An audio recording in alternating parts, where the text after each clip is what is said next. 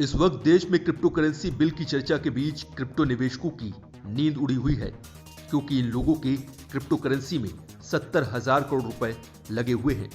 जल्द ही सरकार संसद के मौजूदा सत्र में क्रिप्टो करेंसी पर बिल लाने की तैयारी कर रही है। इस बीच रिलायंस इंडस्ट्रीज के चेयरमैन मुकेश अंबानी ने भी क्रिप्टो करेंसी को लेकर अपना रुख साफ कर दिया है। इन्फिनिटी फोरम में मुकेश अंबानी ने क्रिप्टो के सवाल पर कहा कि क्रिप्टो की तुलना में ब्लॉकचेन एक बहुत अलग टेक्नोलॉजी है।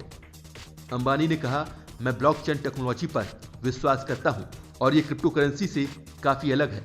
दरअसल क्रिप्टो करेंसी ब्लॉकचेन टेक्नोलॉजी पर आधारित वर्चुअल करेंसी है। ये क्रिप्टोग्राफी से सुरक्षित है, इसीलिए इसे कॉपी करना लगभग नामुमकिन है।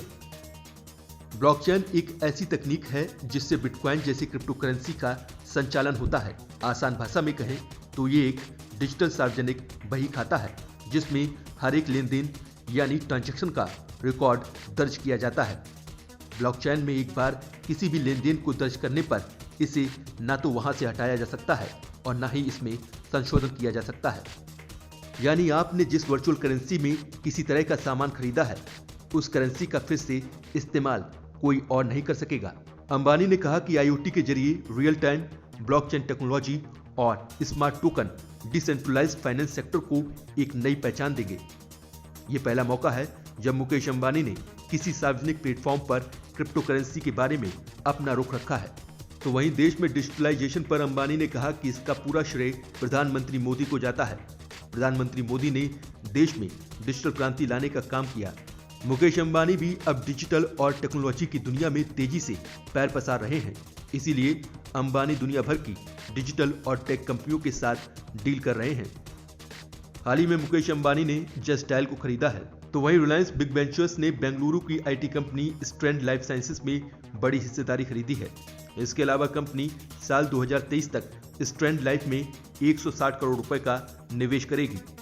रिलायंस ने गूगल के साथ मिलकर देश में किफायती स्मार्टफोन लॉन्च किया। मुकेश अंबानी ने कहा कि दुनिया में जो भी डिजिटल क्रांति हो रही है, उसका सूत्रधार भारत होगा। उन्होंने कहा कि पहली डिजिटल दुनिया हमारी वास्तविक दुनिया की तरह ही होगी। अंबानी ने कहा कि आज हमारे पास आधार और यूपीआई जैसे सुरक्षित तंत्र हैं, जिनकी बदौलत आम आदमी बैंकिंग सिस्टम से जुड़ रहा है। अंबानी ने कहा कि अब हमें ग्रीन एनर्जी की तरफ फोकस करना होगा। रिलायंस ने भी ग्रीन एनर्जी पर फोकस शिफ्ट कर दिया है, क्योंकि ग्रीन एनर्जी को ही दुनिया का भविष्य माना जा रहा है। रिलायंस का लक्ष्य साल 2030 तक 100 गीगावाट की सोलर एनर्जी क्षमता तैयार करना है। मुकेश अंबानी को पता है कि इस वक्त ग्लोबल वार्मिंग ने दुनिया की चिंता बढ़ाई हुई है। ग्लोबल वार्मिंग से तभी बचा जा सकता है जब दुनिया में रिन्यूएबल एनर्जी का इस्तेमाल बढ़ेगा। अंबानी ने कहा कि हमें डिजिटल दुनिया के साथ साथ धरती और इंसान दोनों का बराबरी से ख्याल रखना होगा।